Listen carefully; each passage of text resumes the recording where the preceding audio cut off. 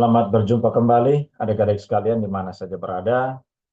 Kali ini kita akan membahas tentang manajemen koperasi, khususnya dalam pertemuan keempat kita kali ini, kita akan membahas topik-topik manajemen koperasi yang berkaitan dengan penentuan lokasi, faktor yang mempengaruhi, dan model tata letak. Itu adalah beberapa topik yang akan kita bahas dalam pertemuan kita mata kuliah manajemen koperasi. Beberapa hal yang akan kita bicarakan yaitu berkaitan dengan lokasi, faktor yang mempengaruhi, dan model letaknya seperti apa. Baik, untuk bagian pendahuluan dan ice breaking, ada kurang lebih 3 tujuan kita mempelajari manajemen koperasi dalam kaitannya dengan pentingnya penentuan lokasi, faktor-faktor yang berpengaruh terhadap lokasi, dan model tata letak lokasi itu seperti apa. Nah, tujuan kita untuk mempelajari beberapa hal tersebut adalah yang pertama itu adik-adik mampu untuk memahami signifikansi dari penentuan lokasi dalam pengelolaan koperasi, termasuk dampaknya pada efisiensi operasional dan sustainabilitasnya atau keberlanjutannya. Nah, tujuan yang kedua yaitu adik-adik mampu untuk mengidentifikasi faktor-faktor baik itu internal maupun eksternal yang mempengaruhi pemilihan lokasi koperasi dan juga mampu untuk menerapkan teknik analisis seperti teknik SWOT dan kelayakan ekonomi. Dan tujuan yang ketiga yakni adik-adik mampu untuk mengevaluasi model tata letak koperasi berdasarkan karakteristik anggota, skala usaha, dan juga konteks geografinya. Itu uh, 3 tujuan utama dalam mempelajari uh, manajemen koperasi pada pertemuan kita yang keempat ini. Sebagai ice breaking, ada pertanyaan pemantik yang hendak saya utarakan di sini untuk memancing atau untuk menstimulus pikiran adik-adik untuk mengingat kembali materi-materi perkuliahan yang telah saya sampaikan sebelumnya. Nah, pertanyaannya adalah seperti demikian. Jika adik-adik ingin membuka koperasi simpan pinjam, misalnya di daerah Kupang Barat, itu faktor apa yang adik-adik prioritaskan? Apakah itu biaya sewa lokasinya yang murah, entah tanah dan bangunannya, lalu akses jalan yang bagus, ataukah kedekatan dengan anggotanya?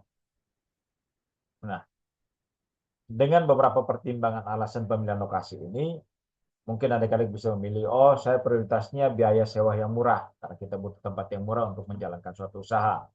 Ada juga yang memilih alasan, saya lebih memilih memiliki sarana yang bagus, khususnya akses jalan yang bagus, sehingga orang juga semangat, atau anggota koperasi juga, atau calon anggota koperasi juga semangat untuk datang menjadi anggota koperasi. Atau yang lain, saya ke sini saja karena saya merasa lebih dekat dengan masyarakat-masyarakat di sini, yang mana mereka merupakan calon kuat anggota koperasi yang akan saya dirikan. Nah, silakan, jawabannya bebas, tetapi ingat, dengan memberikan jawaban tertentu yang sudah disediakan, adik-adik harus memberikan argumentasi yang kuat kenapa memilih jawaban itu. Nah, untuk diskusi singkatnya, yaitu saya mau memberikan satu contoh kasus lokal. Misalnya, koperasi mahasiswa Poltek Kupang itu memilih lokasinya di dalam kampus. Nah, apa keuntungan dan tantangannya?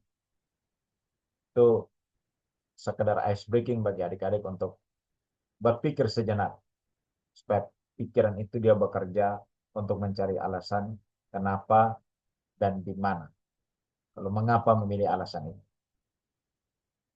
Baik, sekarang kita lihat poin penting mengenai penentuan lokasi. Nah, yang pertama kita pahami dulu mengenai definisi dari lokasi itu sendiri. Nah, lokasi itu sebenarnya bukan hanya tempat fisik ya, tetapi juga lokasi itu melingkup di dalamnya aksesibilitas geografis, sosial, dan ekonomi yang mempengaruhi interaksi antara koperasi dengan calon anggota atau anggota dan juga pasar. Misalnya, koperasi pertanian. Nah, koperasi pertanian ini kan mereka membutuhkan lokasi yang dekat dengan lahan pertanian. Ya, untuk apa? Untuk memudahkan distribusi pupuk dan hasil panen. Itu contoh, salah satu contoh. Lalu kita lihat signifikansi lokasi. Ada beberapa aspek yang menentukan signifikansi lokasi. Yang pertama yaitu aspek ekonomi. Berkaitan dengan ekonomi ya. Nah, untuk ekonomi itu biasanya diperhitungkan biaya operasionalnya. Misalnya biaya sewa, sewa tanah atau sewa bangunan, lalu transportasi, lancar tidaknya suatu transportasi ke lokasi koperasi itu sendiri, dan juga energi. Nah, biaya operasional itu dapat dikurangi dengan lokasi yang strategis. Ini penting, pertimbangan ekonomis. Lalu yang kedua, pertimbangan sosial. Untuk pertimbangan sosial, biasanya orang atau sekelompok orang yang hendak mendirikan koperasi itu mempertimbangkan kedekatan dengan anggota atau calon anggota untuk meningkatkan keaktifan atau partisipasi aktif dan juga loyalitas dari calon atau anggota koperasi itu sendiri. Makanya hubungan sosial emosional itu perlu dibangun. Nah, misalnya ini, koperasi wanita di NTT yang berlokasi di pusat kegiatan masyarakat. Itu jumlahnya pasti meningkat, anggotanya 30%, jumlah anggotanya itu pasti akan meningkat kurang lebih 30% dalam waktu 6 bulan. Karena apa ya? Dia membangun lokasinya itu lebih dekat ke pemukiman yang lebih banyak kaum wanitanya dibandingkan dengan kaum laki-laki. Lalu yang ketiga, pertimbangannya ketiga adalah kompetitif. Nah, terkait kompetitif ini, kita juga harus, atau calon pendiri koperasi itu juga harus memperhitungkan atau mempertimbangkan lokasi keberadaan kompetitor, misalnya minimarket. Kenapa dia harus memperhitungkan lokasi kompetitor? Karena ini untuk mempertahankan pasar atau anggota koperasinya. Itu beberapa alasan ekonomi, sosial, dan juga kompetitif dalam menentukan lokasi koperasi. Sekarang kita lihat bagaimana dampak lokasi terhadap kinerja. Poin pertama yang berkaitan dengan kinerja operasional. Nah, untuk lokasi yang strategis, itu biasanya dia berdampak pada efisiensi waktu. Misalnya, koperasi yang dekat dengan jalur transportasi utama itu mempercepat distribusi barang, mempercepat aktivitas pegawai, membantu memperlancar partisipasi aktif dari anggota-anggota koperasi. Kalau orang mendirikan koperasi dan koperasi itu jauh dari keramaian, jarang ada transportasi yang ke sana ya. Calon anggota koperasi pun malas untuk berpartisipasi menjadi anggota koperasi. Lalu yang kedua, berkaitan dengan lokasi yang buruk. Kalau lokasi itu buruk, pasti akan berdampak pada kelancaran pasokan dan juga berpengaruh terhadap kualitas pelayanan. Karena apa? Kalau lokasinya buruk, ditambah aksesnya jelek, calon anggota koperasi atau anggota koperasi itu akan malas berkunjung ke kantor yang dimana terdapat kantor koperasi itu sendiri. Karena apa? Kayak susah untuk dicapai, buang banyak waktu, tenaga, dan biaya. Daripada ke sana ya mendingan saya cari koperasi-koperasi yang terdekat dengan jangkauan saya. Itu contoh pengaruh lokasi terhadap kinerja koperasi. Yang kedua berkaitan dengan pertumbuhan anggota. Misalnya nih, ini contoh pertumbuhan anggota berarti berkaitan dengan kuantitatif ya. Nah, koperasi di daerah urban dengan kepadatan penduduk sekitar 5.000 jiwa per kilometer persegi, itu memiliki anggota yang bisa dibilang 2 kali lebih banyak dibandingkan dengan koperasi di daerah rural atau daerah perkotaan dengan kepadatan penduduk sekitar 1000 km persegi. Kenapa? Walaupun dia letaknya di rural area, tetapi jumlah anggota koperasinya sedikit, maka kinerjanya juga akan tidak terlalu besar. Karena kinerja koperasi itu juga dia bergantung kepada jumlah besar kecilnya anggota, tapi juga banyak atau aktif pasifnya partisipasi anggota terhadap koperasi itu sendiri. Itu pertumbuhan anggota yang berdampak terhadap kinerja koperasi. Semakin banyak anggota, semakin aktif anggota itu berpartisipasi, semakin bagus. Semakin sedikit anggota, semakin pasif anggota itu berpartisipasi, maka kinerja koperasi itu sendiri pasti akan menurun. Nah, sekarang kita lihat contoh kasus atau studi kasus yang berkaitan dengan koperasi. Misalnya koperasi tani, anggap aja koperasi tani Sukamaju di Kota Kupang ini sendiri. Nah, koperasi itu didirikan pada tahun misalnya 2018 lah. Untuk tujuan utamanya adalah untuk memasarkan hasil pertanian anggota koperasinya. Nah, pengurus atau anggota koperasi itu sepakat untuk mendirikan kantor koperasi tersebut di persimpangan jalan di desa dengan akses ke 5 dusun. Nah, dengan posisi seperti ini, alamat kondisi seperti ini, letaknya seperti ini, kita coba untuk menganalisis dampaknya. Ya, di pertanian, dekat dengan akses jalan ke 5 desa, maka dampak positifnya adalah pasti bahwa koperasi itu akan membantu untuk meningkatkan penjualan hasil pertanian ya kurang lebih 40%. Karena apa? Karena dia letaknya di pusat akses dari berbagai macam desa. Desa A, B, C, D, dan E. Mudah ke sana karena apa? Dia letaknya persis di persimpangan jalan yang mana akses jalannya itu bisa memudahkan. Akses jalan itu direct atau langsung ke desa A, B, C, dan E. Makanya hal ini tentu akan berpengaruh terhadap partisipasi aktif anggota dalam anggota yang mana berprofesi sebagai kurang lebih sebagai petani. Itu dampak positifnya. Ada juga dampak negatifnya dengan kondisi seperti ini. Nah, dampak pelajaran yang dipetik dari lokasi ini untuk dampak yang negatifnya adalah karena lokasi yang strategis bisa jadi pemilik infrastruktur atau tuan tanah atau mereka yang punya gedung itu akan meningkatkan biaya sewanya. Karena apa ya? Karena lokasi yang sangat strategis yang memudahkan dia untuk akses ke 5 daerah yang berbeda. Karena itulah lokasi yang strategis, maka kemungkinan tuan tanah atau pemilik infrastruktur akan meningkatkan biaya sewanya. Nah, tapi ini juga akan diimbangi dengan volume transaksi atau partisipasi aktif anggota dan koperasi itu sendiri. Nah, hal apa yang kita bisa petik dari kondisi ini?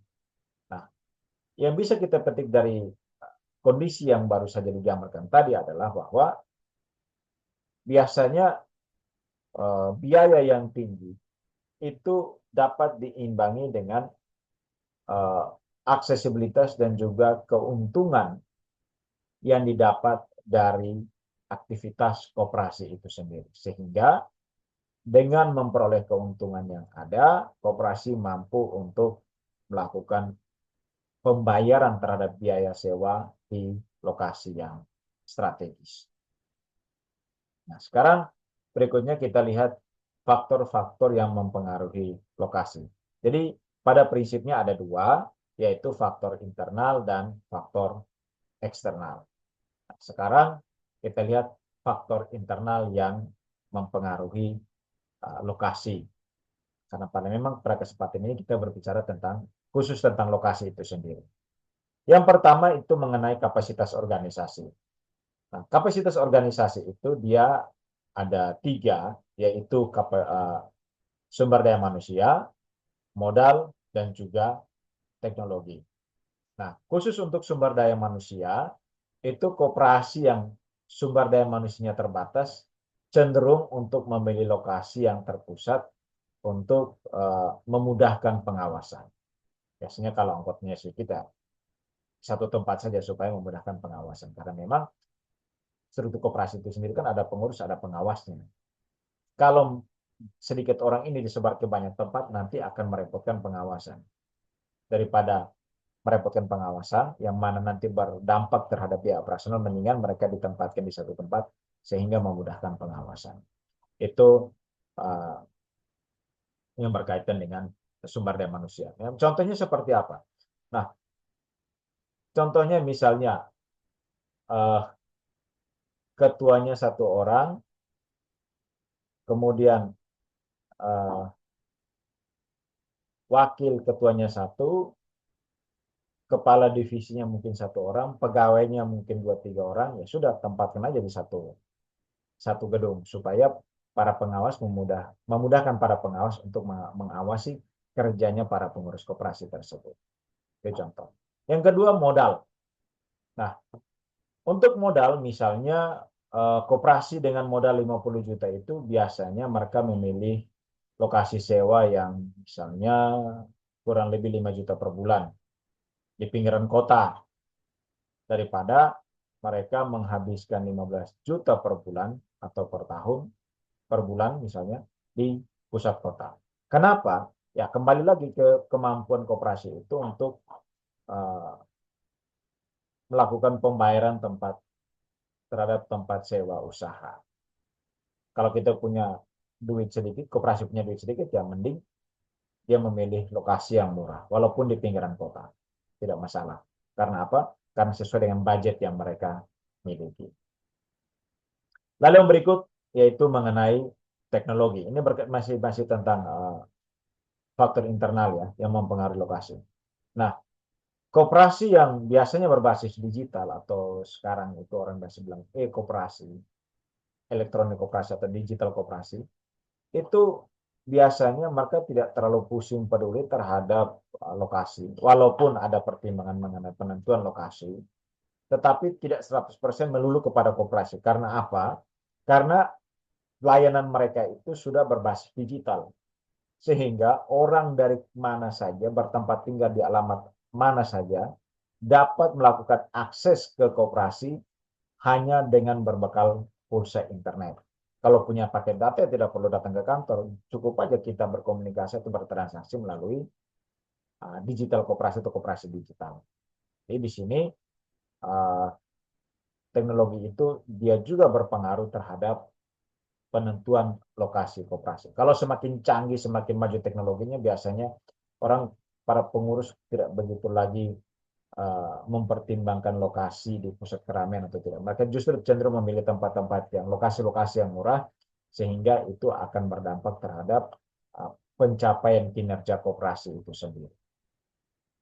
Itu berkaitan dengan kapasitas organisasi. Lalu poin yang kedua itu berkaitan dengan visi misi. Nah, koperasi yang berorientasinya pada pemberdayaan nelayan itu biasanya memilih lokasi di pesisir yang dekat dengan fasilitas cold storage. Kenapa? Supaya misalnya para nelayan yang baru tiba dari aktivitasnya melaut, membawa tangkapan hasil laut, kemudian segera untuk disimpan di tempat yang dapat mengawetkan hasil tangkapan mereka, sehingga tangkapan mereka itu dapat bertahan lama untuk bisa dijual. Bila mana hasil tangkapan laut itu tidak segera terserap oleh pasar. Hanya mereka memilih untuk lokasinya lebih dekat ke pantai sehingga mudah diakses oleh para nelayan. Misalnya koperasi Laut Sejahtera, misalnya. Katakanlah koperasi Laut Sejahtera ini letaknya di Pulau Rote sana. Nah, mereka itu memilih untuk membangun atau melokasikan koperasi mereka itu yang dekat dengan dermaga untuk menjual ikan segar hasil tangkapan para nelayan. Ini contoh faktor-faktor internal yang berpengaruh terhadap penentuan lokasi. Ada SDM dan juga ada yang pertama ada kapasitas organisasi, lalu yang kedua ada visi misi. Sekarang kita lihat poin B, yaitu mengenai faktor eksternalnya. Faktor eksternal yang mana berpengaruh terhadap penentuan lokasi koperasi. Nah, untuk faktor eksternal itu ada beberapa pertimbangan. Ada aksesibilitas, ada demografi, ada persaingan, dan juga ada biaya operasionalnya. Nah, khusus untuk aksesibilitas, itu berkaitan dengan kemampuan akses terhadap lokasi kantor koperasi. Nah, biasanya itu digunakan jarak ya. Misalnya jarak dari jalan umum berapa meter atau berapa kilo. Biasanya sih kalau idealnya itu dia 500 meter lah kurang lebih. Itu ideal. Lalu yang kedua ada ketersediaan transportasi umum. Karena dia supaya mudah diakses, maka dia harus dilewati oleh transportasi umum. Karena kalau semakin banyak transportasi umum yang lewat di lokasi kantor koperasi itu, maka akan banyak anggota koperasi yang dapat datang berkunjung ke lokasi koperasi itu. Karena apa? Karena mudah untuk diakses. Contoh yang bisa saya berikan di sini misalnya koperasi di Kupang Timur misalnya. Koperasi di Kupang Timur itu, kabupaten yang di Kupang Timur itu boleh dibilang kesulitan untuk berkembang. Karena apa? Karena jalannya berliku dan juga transportasi ke sana itu terbatas. Atau bisa jadi kita ganti lokasinya, misalnya di Kupang Barat. Koperasi di Kupang Barat itu dia kurang berkembang secara maksimal karena lokasinya itu uh, susah untuk diakses. Karena apa? Orang hanya bisa akses dengan kendaraan pribadi, motor, atau orang hanya bisa akses lewat angkutan desa. Nah, angkutan desa di Kabupaten Kupangan atau di pelosok-pelosok daerah Kupangan biasanya pakai mobil pickup ya. Nah, mana mau orang kota mungkin mau, tapi sedikit. Yang mau pergi dari kota Kupang, pergi ke desa dengan menumpang mobil pickup yang ada mabuk di jalan nanti. Nah, itu khusus untuk aksesibilitas. Lalu yang kedua, mengenai demografi. Nah, terkait demografi, itu biasanya berkaitan dengan analisis populasi. Nah,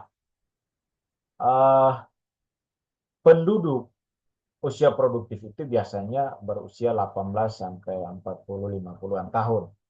Nah, kepadatan penduduk yang berusia produktif itu 18 sampai 40-50 tahun itu merupakan calon anggota koperasi potensial. Kenapa? Karena pada saat berumur segitu mereka lagi aktif-aktifnya atau giat-giatnya bekerja. Nah, dengan semakin banyak mereka bekerja, dengan semakin aktif mereka bekerja, kita asumsikan mereka memiliki penghasilan yang juga lebih baik karena aktivitas mereka untuk bekerja dan menghasilkan uang. Nah, untuk umur segitu, itu tingkat penghasilan rata-rata mereka itu biasanya berdampak sekali terhadap kemampuan anggota koperasi untuk melakukan simpan pinjam. Kenapa? Ya, karena mereka punya pekerjaan yang mampu menghasilkan uang. Dan uang itu bisa mereka simpan di koperasi. Kalaupun mereka kekurangan uang, mereka bisa melakukan pinjaman kepada koperasi. Kalau mereka melakukan pinjaman koperasi dengan pekerjaan yang mereka miliki, mereka juga mampu mengakses pinjaman mereka. Dengan demikian akan terjadi sirkulasi keuangan yang lancar.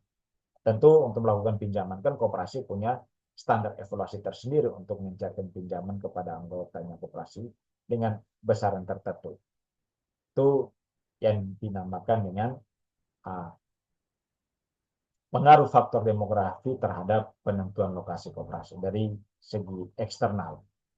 Yang ketiga kita lihat persaingan. Nah, untuk menghadapi pesaing atau kompetitor lain, itu biasanya koperasi itu kadang melakukan diferensiasi pelayanan. Nah, Diferensi pelayanan itu misalnya koperasi yang berada di dekat minimarket misalnya. Mereka bisa saja memberikan layanan kredit tanpa agunan misalnya. Nah, biasanya kan kalau untuk entitas bisnis kan memberikan pinjaman itu harus ada jaminannya. Jaminannya apa? Nah, sementara untuk koperasi, kalau berlokasinya dekat dengan kompetitor yang lain, bisa aja kasih pinjaman dengan plafon tertentu tanpa perlu ada agunan. Kenapa ya? Karena dia adalah anggota koperasi itu sendiri. Ini pertimbangan-pertimbangan yang dapat dilakukan bila mana lokasi koperasi itu berdekatan dengan pesaing. Yang kedua, bisa melakukan kolaborasi atau kerjasama dengan kompetitor. Misalnya, koperasi itu dia bergabung dengan UMKM lokal, kemudian memperluas jaringan. Jadi UMKM yang punya klien, yang punya langganan, bisa menjadi anggota koperasi. Atau anggota koperasi itu bisa diajak atau dipromosikan ke UMKM yang terdekat. Itu saling kolaborasi sehingga bisa menguntungkan kedua belah pihak. Lalu faktor eksternal berikut yang berpengaruh terhadap letak koperasi yaitu misalnya itu bisa disebut biaya operasional. Nah,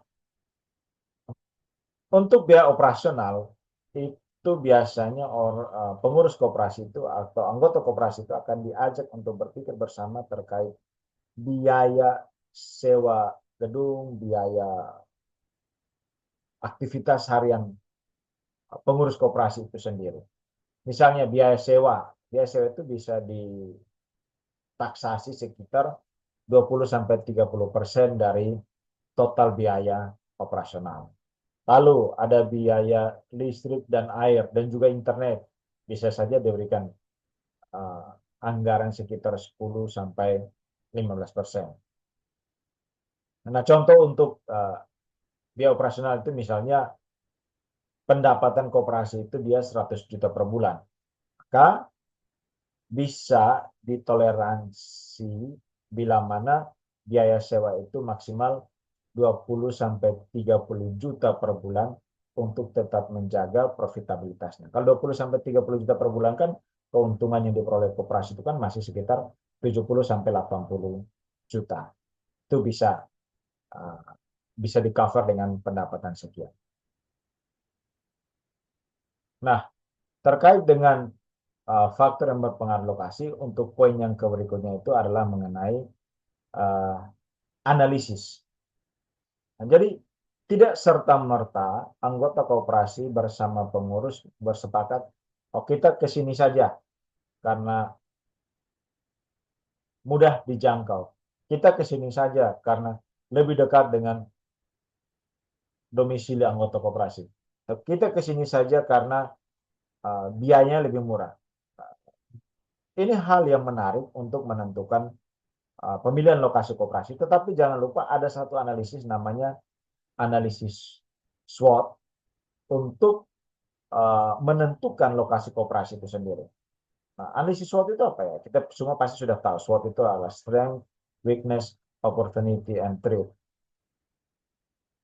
Itu analisis yang sebenarnya wajib untuk dilakukan dalam menentukan lokasi alamat koperasi itu. Nah, terkait analisis SWOT, saya kasih contoh saja koperasi Maju Bersama di Labuan Bajo misalnya. Nah, ketika mereka mau memutuskan lokasi di mana kantor mereka harus berada, itu mereka melakukan analisis kurang lebih seperti ini misalnya. Untuk analisis SWOT ya. Itu misalnya untuk bagian strength-nya. Itu mereka melakukan perkiraan proximity ke lokasi wisata misalnya. Kenapa melakukan proximity ke lokasi wisata? Karena di tempat-tempat wisata itu ada potensi di mana produk dan atau jasa mereka itu digunakan oleh para pengunjung, para turis misalnya. Itu bagian kekuatannya. Lalu untuk bagian weakness atau kelemahannya, ya karena memilih untuk dekat dengan daerah wisata, ya berarti siap-siap dengan biaya sewanya selangit, biaya sewanya yang begitu mahal. Misalnya aja biaya sewanya itu taruhlah 50 juta per bulan, itu kan sangat mahal. Tapi setelah melihat ada kekuatan lalu kemudian ada kelemahan, ada juga opportunity-nya atau kesempatannya. Kesempatannya apa? Kesempatannya adalah ada potensi atau ada peluang untuk membangun kerjasama dengan hotel-hotel untuk paket wisata tertentu. Itu kesempatannya. Tapi jangan lupa, di samping kesempatan, ada juga namanya ancaman. Ancamannya seperti apa? Nah, ancamannya adalah, kan turis ini kan musiman. Pada musim libur baru lokasi atau pusat wisata itu menjadi ramai. Tapi pada selain musim liburan, mungkin yang datang berkunjung itu adalah 1-2 orang. Misalnya mereka yang kebetulan melakukan perjalanan dinas lalu memutuskan untuk pergi berkunjung ke sana. Tapi selain itu, kalau tidak ada turis yang datang berkunjung, maka situasi menjadi sepi sehingga produk atau jasa yang ditawarkan oleh koperasi itu menjadi tidak laku terjual karena tidak ada pengunjung yang bersedia untuk melakukan transaksi dengan menggunakan produk atau jasa yang disediakan oleh koperasi itu sendiri. Ini contoh analisis SWOT, strength, weakness, opportunity, and risk terhadap pemilihan lokasi koperasi. Itu untuk SWOT analisis. Lalu poin yang kedua itu berkaitan dengan analisis kelayakan ekonomi. Nah, untuk melakukan analisis kelayakan ekonomi biasanya itu ada beberapa langkah, ya kurang lebih 3 langkah lah. Yang pertama itu untuk menghitung total biaya lokasi, baik itu biaya sewa, biaya renovasi, dan juga pajak. Lalu yang kedua itu mengenai proyeksi atau perkiraan pendapatan berdasarkan demografi dan juga daya beli, daya ketertarikan masyarakat untuk berpartisipasi aktif terhadap koperasi itu sendiri. Lalu yang ketiga itu kalkulasi mengenai break even, kembali modal break even point itu kapan, berapa lama waktu yang dibutuhkan. Misalnya biaya total biaya total lokasi itu, sewa lokasi itu adalah 120 juta per tahun.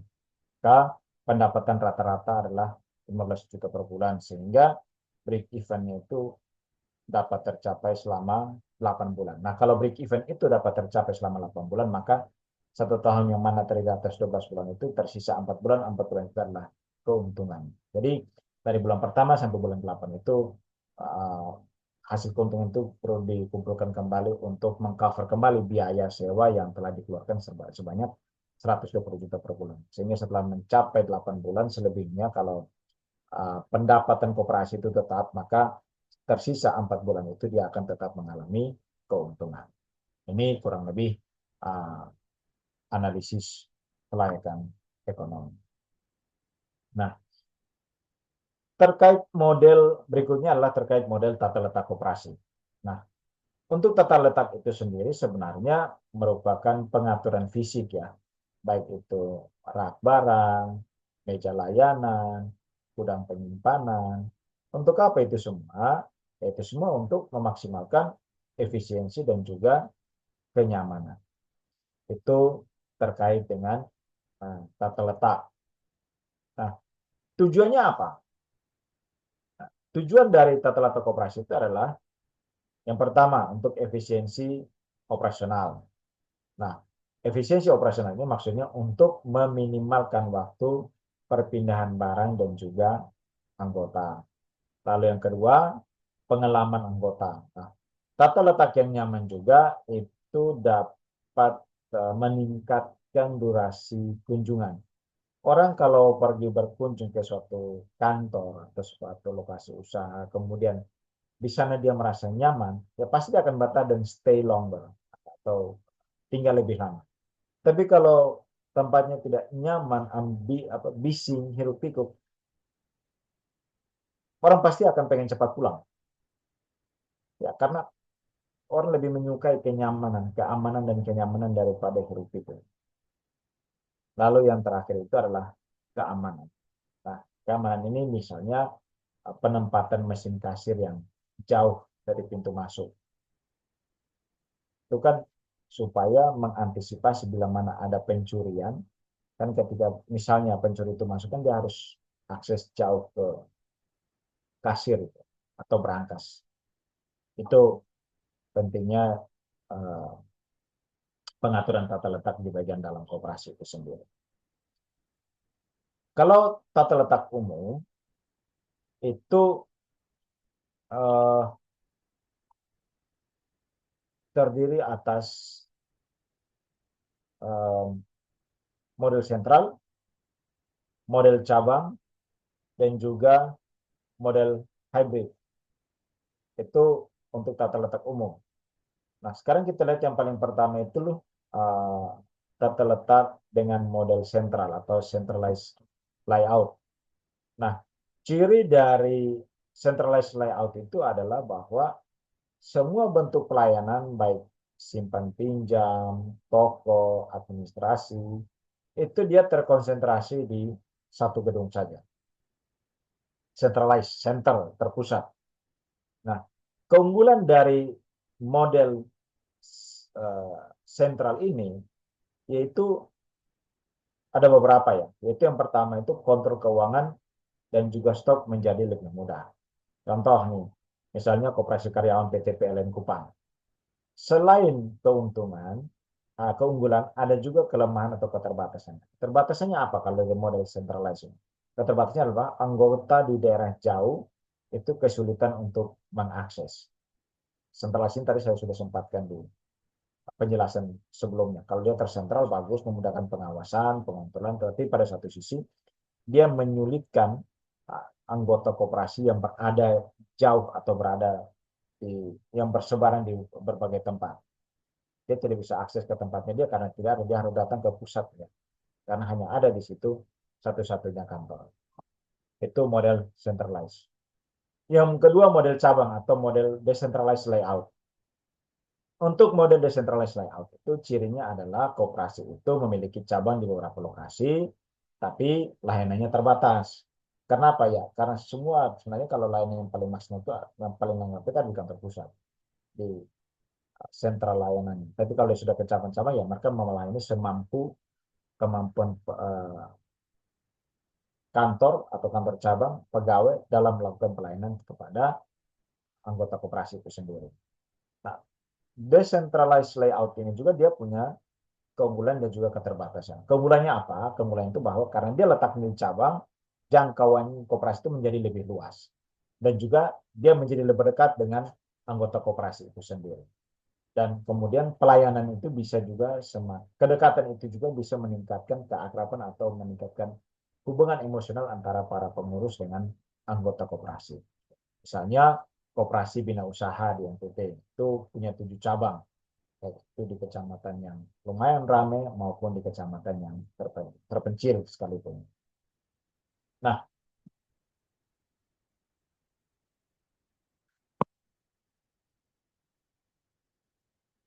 selain keunggulan yang tadi sudah saya sebutkan, model decentralized ini juga dia punya kelemahan atau keterbatasan. Kelemahannya apa ya? Kelemahannya itu bahwa biaya manajemen cabang itu pasti tinggi. Baik itu SDM-nya, listriknya, transportasinya, airnya, tambah lagi biaya internet atau intranetnya. Itu kan semua butuh biaya. Karena apa? Nah, karena mereka sudah keluar dari kantor pusat, ada kantor cabang, itu pasti ada konsekuensinya di biaya. Lalu yang ketiga itu model hybrid. Hybrid itu dia punya kombinasi dalam pelayanan, baik itu layanan fisik dan juga layanan digital. Misalnya, kantor pusat koperasi itu letaknya di kota, tapi mereka punya layanan melalui aplikasi kepada anggota koperasi yang berada jauh di pedesaan. Sejauh pedesaan itu punya akses internet, mereka bisa melakukan akses terhadap koperasi yang letaknya di kota misalnya. Nah, model koperasi, model hybrid ini dia punya keunggulan. Keunggulannya apa? Keunggulan bahwa fleksibilitasnya tinggi, biaya operasional juga terkontrol. Tetapi selain itu, ada juga keterbatasan karena kalau dia basisnya basis digital, maka tantangan utamanya adalah literasi digital bagi anggota koperasi yang tinggal di pedesaan atau tinggal di pedalaman yang belum mengetahui tentang teknologi. Itu juga satu tantangan. Yang tantangan yang kedua mengenai keamanan sistem digital koperasi itu sendiri. Karena kan kita tahu dewasa ini banyak sekali kasus-kasus pembobolan rekening dan lain sebagainya. Itu kan bisa saja menjadi satu risiko terhadap koperasi yang menggunakan layanan digital. Kurang lebih model tata letak umum itu seperti itu. Sekarang kita lihat selanjutnya mengenai contoh penerapan di lapangan. Saya coba angkat contoh koperasi sejahtera mandiri di Kupang. Tata letaknya dulu. Tata letaknya itu misalnya zona layanan tercepat. Pembayaran tagihan misalnya. Itu dekat dengan pintu masuk. Orang masuk langsung tak, masuk pulang. Selesai urusan. Lalu yang kedua mengenai zona konsultasi atau misalnya simpan pinjam. Nah, konsultasi simpan pinjam ini kan berkaitan dengan privasi orang. Jadi dia harus lebih tertutup untuk keperluan atau kepentingan anggota koperasi yang datang atau calon anggota koperasi yang datang berkunjung. Apakah dia melakukan pinjaman berapa banyak itu privasinya dia. Kalau dia melakukan simpannya berapa banyak itu urusan privasinya dia. Hingga dibutuhkan space khusus untuk konsultasi dalam bentuk simpan pinjam. Dan yang terakhir yang berikutnya itu mengenai gudang. Gudang ini kan biasanya diletakkan di belakang. Waktu gudang itu juga ada akses dari jalan umum untuk tembus ke gudang misalnya untuk stok barang yang akan digunakan oleh koperasi itu sendiri. Nah, hasilnya seperti apa kalau koperasi sejahtera itu menggunakan tata letak seperti ini, zona layanan, zona konsultasi dan sebagainya. Hasilnya adalah apa? Waktu layanan pasti akan semakin efisien dan efektif. Misalnya semuanya dari 15 menit, itu bisa menjadi 7 menit. Karena apa? Karena lebih dekat dengan aksesnya. Lalu dia lebih terkonsentrasi dalam pelayanan. Satu khusus untuk konsultasi pinjam, satu khusus untuk layanan cepat lain, pembayaran tagihan dan lain sebagainya.